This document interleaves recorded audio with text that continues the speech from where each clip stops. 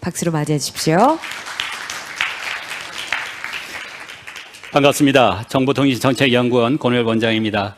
이 세상에 어려운 것이 몇 가지 있는데 가장 어려운 것 중에 하나가 시간은 얼마 없는데 발표할 내용은 많은 경우가 굉장히 어렵습니다. 그래서 오늘 시간이 5시까지 마치게 되는 거지요? 예, 5시까지 하려면 지금 16분 남았습니다. 그래서 16분 동안 정말 중요한 말씀 위주로 한번 말씀을 드려볼까 합니다. 방금 전에 임진국 단장님께서 정말 중요한 10가지 이슈를 짚어주셨습니다.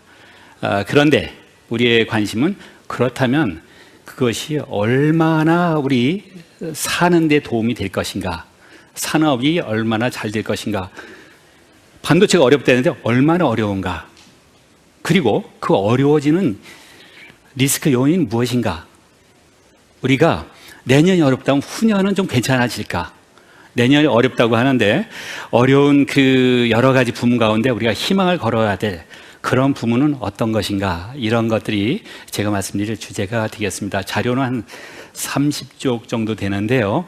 중요한 것 위주로 말씀을 드려볼까 합니다. 저희가 그 내용은 거시 경제 전망을 먼저 하고 전 세계 경제는, 전 세계 IT는 어떻게 될 것인가 내년에, 그리고 이제 우리나라의 경제는, 우리나라 살림살이는, 우리나라의 IT 산업 어떻게 될 것인가, 그것이 먼저 얘기가 되고, 그 다음에는 각각 8개의 그 섹터별로 과연 어느 부분이 얼마나 어렵고 어느 부분은 이제 기회를 맞을 것인가, 이런 부분 위주로 말씀을 드릴까 합니다. 끝으로 앞으로의 전망과 이슈에 대해서 간단히 말씀을 드리도록 하겠습니다. 제일 먼저 말씀드린 것은 오늘 발표를 우리 전문가들께서 만들어 주셨는데 시간이 모자라지 않고 미리 요약을 딱 만들었습니다. 그래서 대외적 환경 변화에 따르면 세계적으로 내년이 굉장히 세계적으로 어렵습니다. 그래서 세계 경제 성장률이 GDP가 얼마 성장할지를 여러 기관들이 각각 자기의 관점에서 조사하고 예측을 하는데 대략 보면 2.2%, 2.7%니까 대략 2.5% 정도 간다, 이렇게 보시면 되겠습니다. 그럼 우리나라는 2.5% 덜 것이냐, 그런 생각할 수 있죠. 근데 우리나라는 이미 그 산업 구조나 이런 시스템이 상당히 고도화되기 때문에 이미 볼륨이 커져 있기 때문에 상당히 비율은 조금 적을 수 있습니다. 그래서 국내에서는 내년에 경제 성장률이 2.0에서 2.2 정도 되니까 2% 내외가 될 것이다, 1.1% 될 것이다. 세계보다는 좀 적다. 세계는 굉장히 그 개발도상국들의 비중이 많이 있어서 그렇다, 이렇게 보시면 되겠고요. 여기에 리스크는 그 글로벌 통화 긴축, 그리고 금리 인상, 그리고 러시아 우크라이나의 전쟁, 그 외에도 중국이 우리한테 굉장히 중요한 파트너인데 굉장히 경제가 어렵습니다, 이런 문제도 있고요. 그리고 방금 전에 임진국 단장님 말씀하신 미중 패권 경쟁도 우리가 상당히 불리한 입장에 들어있는 이유 중에 하나이다, 이렇게 얘기할 수 있겠습니다. ICT 시장 전망은 우리나라가 내년을 보면은 대략 생산 부문에 보면은 한 1.4% 플러스 1.4% 성장할 것으로 예측이 되고요. 다만 수출은 마이너스 1.3%로 좀 줄어드는 걸로 이렇게 그 전망이 되었습니다. 마이너스로 감소하는 그 이유 중에 하나는 반도체가 아무래도 내년에 고전할 것이다, 이렇게 볼 수 있는 것이죠. 그래서 우리는 무엇을 할 것인가? 글로벌 경기 둔화에도 불구하고 굉장히 잘 나가는 몇 개가 있습니다. 효자 종목이 있는 것이죠. 그걸 잘 보고 그쪽으로 우리가 더 집중적으로 지원도 하고 더 키워야 된다. 그렇다면 잘 안 되는 건 다 버리느냐? 그건 절대 아니지요. 그것도 보완을 하되 우리가 좀 더 성장하는, 성장성이 높은 것에 집중할 필요가 있다. 그리고 시스템 반도체 생태계, 방금 앞에서도 말씀이 있었습니다만은 하드웨어, 소프트웨어의 통합 생태계, 이런 것들을 활성화시키고 잘 키워나가야 된다. 그리고 수출 국가가 지금 우리나라 수출로 상당히 중요한 그 수출이 우리나라 국가 경제 중요한 역할을 하는데 대략 수출액의 50%는 중국, 25%는 미국의 의지를 하고 있습니다. 그런 것들을 다변하는 것도 굉장히 필요하다. 이렇게 말씀을 드리겠습니다. 오늘 말씀드릴 요약이 다 됐네요.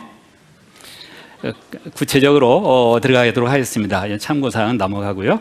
거시 전망을 먼저 보면 대개 세계 경기 흐름을 전망하는 IMF, OECD들이 하고 있습니다. 그래서 이런 기구에서 하는 것인데 내년에는 그야말로 이게 그 글로벌 경제 성장이 계속 진행이 됐으면 좋겠는데 경기가 더 침체된다면은 상당히 어려워질 것이다. 이런 이야기 되었고요. 세계 경제 전망치가 바로 거기 2020, 21, 22, 23인데 2022하고 2023은 확정이 아직 안 됐어요. 그래서 forecast, 예측치다 이렇게 보는데 그런 부분들이 2020년에 비해서는 2021년은 많이 커졌지만 상당히 어려워져 있는 상태다. 이렇게 볼 수 있겠습니다. 세계 경제 전망은 GDP가 말씀드린 것처럼 2023년에는 인플레이션이 지금 굉장히 높이 올라갔던 것들이 금리나 이런 대치 정책 때문에 좀 꺾일 수 있다.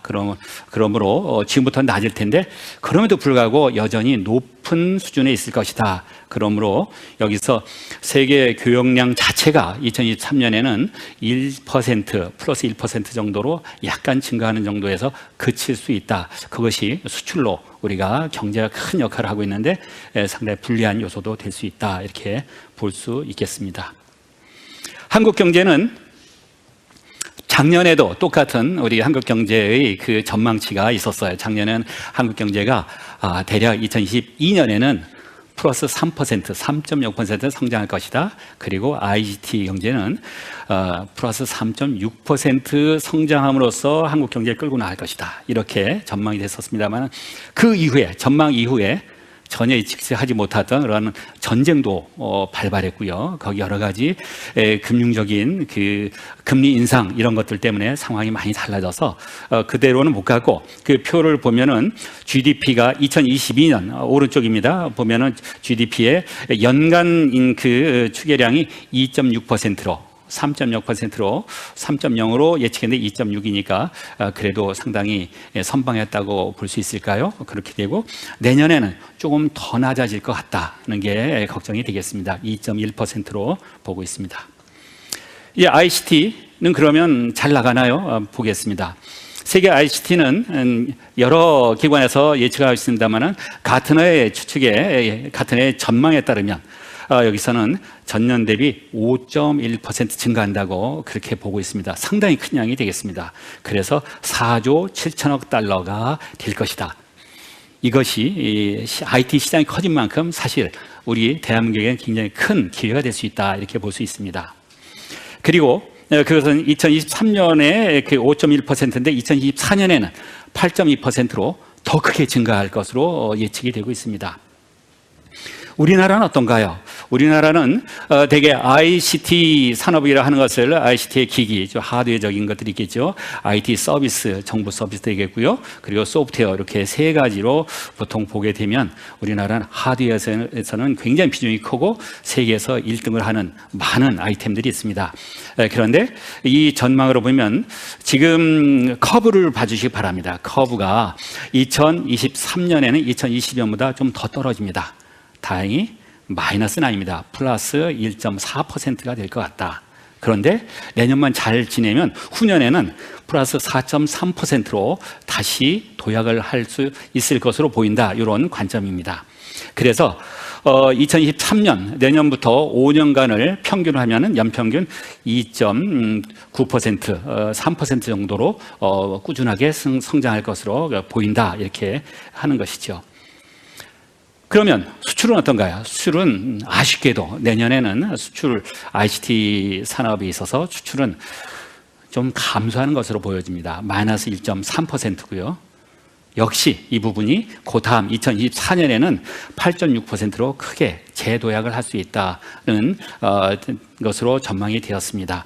거기에 대한 이유는 여러 가지 그 수출에 대해서 메모리 반도체가 굉장히 앞서 나가는데 그런 디스플레이라든가 이제 ICT 부문이 상당히 많은 이른바 플레이어들이 들어와서 경쟁이 심해지고 거기에서 계속 우위를 지켜나가기 상당히 어려운 면이 있다, 이렇게 볼 수 있겠습니다. 그렇다면 방금 말씀드린 전반적인 한국의 경제, 그리고 한국의 ICT 산업으로 보면 거기서 섹터별로 8개 정도를 말씀을 드리도록 하겠습니다. 제일 먼저는 제일 궁금하실 반도체가 되겠습니다. 반도체는 경기도 둔화되고 그리고 기기 및 서버용 반도체 수요가 상당히 감소할 것으로 봐서 이게 상당히 역성장하지 않을까. 생산은 마이너스 2.3%로 줄어들고 수출도 마이너스 4.1%로 줄어듭니다. 반도체 비중이 크기 때문에 저기에서 우리가 ICT 수출이 상당히 불리해진다, 이런 생각을 할 수 있습니다. 그러나 중장기적으로 보면 기기, 서버, 자동차, 산업용 반도체 이런 디지털 전환의 그런 효과들에 의해서 계속적으로 반도체 수요가 늘어나기 때문에 회복이 될 것이다, 이렇게 보고 있습니다. 그래서 성장 요인과 성장 제한 요인인데요. 성장 크게 본 것처럼 글로벌 반도체 시장이 지금 상당히 크게 성장을 하고 있다는 것이지만 성장 제한 요인으로서는 여기에 반도체 공급망을 둘러싸고 있는, 우리가 많이 수출해야 되는데 파트너도 되는 그런 국가들과의 관계, 이런 공급망, 이런 문제 때문에 기술 주권의 경쟁이 심화하고 거기에는 상당히 불리할 수 있겠다, 이렇게 볼 수 있습니다. 디스플레이 패널입니다. 디스플레이 패널은 우리나라가 세계에서 1등을 하고 있는 그런 한 품목 중에 하나라고 볼 수 있는데요. 여기는 지금 코로나 팬데믹이 지나면서 이제 세트 수요도 일부 둔화하기 시작했고 패널의 가격 자체가 이제 하락을 하면서 시장에 정체된다. 그래서 OLED 패널을 중심으로 해서 성장은 한다. 그러나 폭은 크지 않다. 그래서 생산은 플러스 0.1%, 수출은 조금 커서 플러스 1.2% 정도로 보았습니다. 여기에는 그림의 오른쪽 아래에서 보는 것처럼 상당히 경쟁국인 중국의 도약이 굉장히 크게 일어나고 있다. 이것을 우리가 잘 대처해야 되겠다, 이런 말씀이 되겠습니다. 컴퓨터 및 주변 기기에 대해서는 지금 앞서에서도 카카오의 여러 가지 사고에 대해서 말씀드렸습니다만 데이터 센터는 플랫폼 경제가 확산될수록 더욱더 많아질 수밖에 없습니다. 그런 면에서 데이터 센터 용으로 여러 가지 상당한 성장이 예측이 되고 그러나 성장폭은 앞으로 계속 높은 성장으로 하기에는 어렵다. 그런 점에서 생산과 수출이 모두 플러스 2.0% 정도 성장할 것이다, 이렇게 보고 있습니다. 휴대폰입니다. 휴대폰은 우리나라의 수출 효자 품목 중에 하나죠. 그런데 여기서도 여러 가지 글로벌 공급망의 문제가 또 역시 나타나게 됩니다. 그래서 경기도 침체되어 있고 수요가 감소하는 이런 상황에서 성장은 그렇게 높지 않을 수 있다. 이런 점에서 내년에 생산 부문에서는 플러스 1.2%, 그리고 수출에서는 플러스 5%를 좀 넘는 그런 전망이 이루어지고 있습니다. 수출은 상당히 크게 증가할 것이다, 이렇게 볼 수 있는데요. 여기에서는 거시적 환경 개선, 지정학적인 리스크라든가 인플레이션, 그리고 교체 수요, 이런 것들, 거기다가 글로벌하게 스마트폰 시장이 과연 어디로 갈 것이냐, 새로운 이른바 폴더폰, 플립폰, 이런 것들이, 새로운 것들이 굉장히 수요가 커질 것이냐 하는 그런 부분에 있어서 상당히 시장이 좌우될 수 있다, 이렇게 말씀드릴 수 있겠습니다. 그래서 여기 성장 요인과 또 성장 제한 요인이 각각의 새로운 그런 폴더블이라든가 플립폰 또는 여러 가지 새로운 기능이 들어있는 그런 휴대폰들이 성장 요인이 되고, 성장 제한은 여러 가지 지정학적인 리스크하고 인플레이션 때문에 전체가 수요가 감소하지 않을까 하는 그런 걱정들이 있습니다. 이제 통신 서비스입니다. 통신 서비스는 우리가 늘 사용하고 있습니다만은 여기에는 유무선 인터넷 접속 서비스하고 이런 수요가 그래도 상당히 증가할 것이다. 증가한 이유는 디지털 전환으로 앞으로 상당히 많은 것들이 오히려 통신을 이용해서 이루어지니까 그런 면에서 보면 생산 부문도 1.5% 정도 성장을 할 수 있을 것이다. 이렇게 봤고요. 방송 서비스, 방송은 최근에는 그 기관 방송망뿐만이 아니고 OTT라든가 굉장히 많은 그 인터넷에서의 방송들이 이루어지고 있습니다. 거기에 광고 매출을 보면 그 종합 유선 방송 SO의 감소로 여기 그 성장이 둔화될 것이다라고 일단 보았습니다. 여기 잡히지 않는 통계가 있을 수 있다는 말씀을 드립니다. 그럼에도 불구하고 IPTV의 안정적인 성장 그리고 OTT 등 통신의 신규 유통 채널 성장에 기여한 그런 여러 가지 방송 프로그램이라든가 콘텐츠의 그런 유통 그리고 그 소비 이런 것들이 계속 성장을 이끌어 갈 것이다 이렇게 보고 있습니다. 다음 정보 서비스입니다. IT 서비스가 되겠는데요. 이 부분은 디지털 전환을 한다면 과거에던 모든 정보 시스템이 새롭게 돼야 되는데 그걸 어떻게 할 것이냐 하는 문제가 되겠습니다. 이 부분에는 비대면 서비스 확대에 따른 웹 서치 포털도 확대가 되고 그리고 여기에는 생산이 놀랍게도 거의 10% 가까운 성장할 것이다 라고 기대가 되고 있습니다. 그리고 이 부분에 있어서 클라우드가 굉장히 중요한 역할을 하고 있는데 클라우드는 지금 굉장히 큰 다국적 기업들이 많이 들어와 있기도 합니다. 그런데 거기서도 국내 기업들이 앞으로 계속 약진을 할 수 있을 것으로 본다는 것이 우리 연구팀의 결론입니다. 소프트웨어입니다. 말씀드린 대로 정보 서비스를 하기 위해서는 반드시 그 소프트웨어가 또 개발되고 소프트웨어 산업이 또 커야 됩니다. 그런 부분에 있어서 디지털 전환 수요 확대에 따른 클라우드 컴퓨팅 또는 AI 시스템들을 도입하는 그런 수요가 점점 증가하고 그래서 이런 것들은 도움이 되겠지만 거기에 경기가 둔화되고 그러니까 그 투자가 줄어들고 비용을 줄이려고 하는 것 때문에 그 성장이 상당히 제한이 된다. 그러므로 여기서는 제한이 돼도 생산 부문이 대략 5% 정도는 되지 않겠나라고 보고 있습니다. 중장기적으로는 그래서 지금 신규 시스템 통합 사업들은 이제 만들 걸 다 만든다면 그들은 더 이상 개발하지 않겠죠. 그러나 어떤 대체 수요도 있을 것이고 그리고 여기에 그 안정적으로 늘 만들어지는 새로운 그 시스템들의 그 기능이라든가 그 서비스들이 앞으로 새로운 비즈니스 모델과 결합해서 점점 늘어갈 거기 때문에 성장세는 유지될 것이다. 그래서 소프트웨어도 아까 말씀드린 대로 5.3% 정도 되는 것으로 나타나고 있습니다. 그래서 성장 요인과 성장 제한 요인은 방금 전에 말씀을 드렸고요. 지금 말씀드린 것처럼 지금 우리나라 경제는 내년에 2.1% 전후로 성장할 것이다 라고 봤고요. 세계 경제 2.5%였습니다. 그런데 IT 산업은 생산 부문이 마이너스 1.4, 플러스 2.4%, 수출은 좀 떨어져서 마이너스 1% 좀 넘는 그런 구조로 되어 있습니다. 거기에 굉장히 큰 것은 반도체 부문의 그 수출 감소 그리고 생산 감소가 될 것이다. 거기가 정말 어려운 경쟁 환경으로 들어가고 있다 이렇게 말씀을 드릴 수 있겠고요. 그래서 앞으로 그럼 어떻게 될 것이냐? 지금 가장 큰 그런 불확실성의 요소들이 몇 가지 있습니다. 러시아 우크라이나가 전쟁을 벌이고 있습니다만 그 전쟁이 언제 끝날지 전쟁이 끝나고 나서 또 새로운 경제 시스템들이 갖추어지고 거기에 많은 또 수요가 날 텐데 그것이 전쟁에 대한 언제까지 할지 굉장히 불확실성이 존재합니다. 그리고 지금 미국에서 긴축 정책을 계속하면서 금리를 올리고 금리 올리는 것이 우리나라에서는 원자재 구매하는 데 상당히 불리하게 작용도 하고 있고 달러는 계속 강세를 유지하는 이런 것들도 우리한테 어려움이 될 수 있고 중국의 경제 성장이 굉장히 높은 수준으로 성장을 하다가 최근에는 그게 둔화되고 있는 것이 우리가 가장 큰 파트너인 나라가 성장이 둔화되니까 우리의 그 수요가 줄어드는 것으로 인한 영향이 상당히 있다.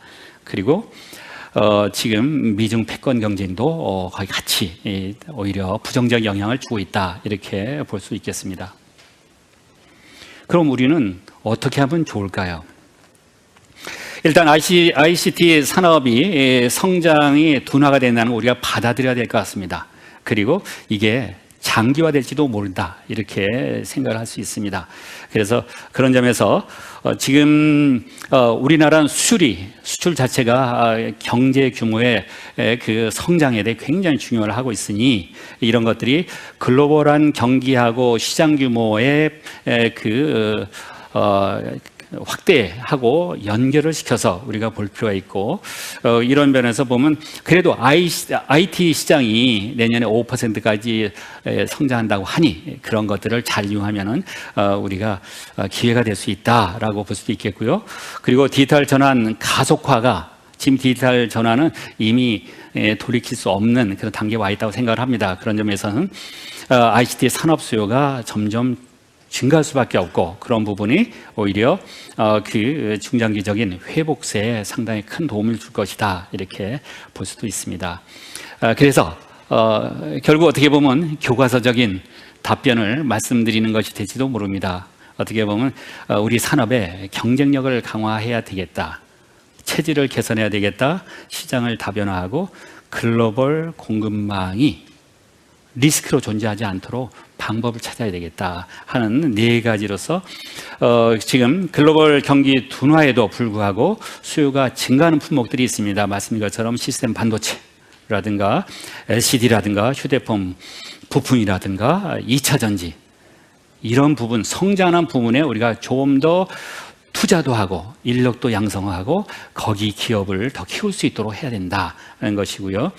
그리고 지금 앞서 임진국 단장님 말씀하셨던 것처럼 메모리 반도체에 집중되어 있는 것을 이제 시스템 반도체 그 시스템에 들어가는 하드웨어, 소프트웨어 같이 갈 수 있는 통합적인 그런 생태계로 가야 되겠다는 것. 그리고 시장이 말씀드린 몇 개 나라에 집중적으로 묶여있는 상태가 안 되도록 이제는 더 넓은 입장에서 많은 그 시장을 개척해야 되겠다는 것이 세 번째가 되겠습니다. 끝으로는 앞으로의 그 글로벌 공급망이 이제는 문제 해결될까요? 그럴 전망하기가 좀 어려운 것 같습니다. 그럼 앞으로도 계속 여러 가지 공급망에서 부품들을 구하기도 어렵고 그것이 필요할 때 안 들어오고 다 시간 지난 다음에 들어오고 이렇게 된다면 그것이 앞으로 계속된다면 우리는 어떻게 할 것인가 하는 그런 부분들이 정말 필요한 것은 직접 확보하는 방법도 있고 그런 도입선이라고 하지요. 그런 파트너들을 보다 다양화시켜서 하는 그런 것들도 바로 시장 다변화와 함께 공급선 다변화도 같이 가야 된다는 그런 숙제 앞에 서 있습니다. 제가 준비한 것은 여기까지입니다. 시간은 7분 정도 지났는데 이것으로 발표를 마치도록 하겠습니다. 감사합니다.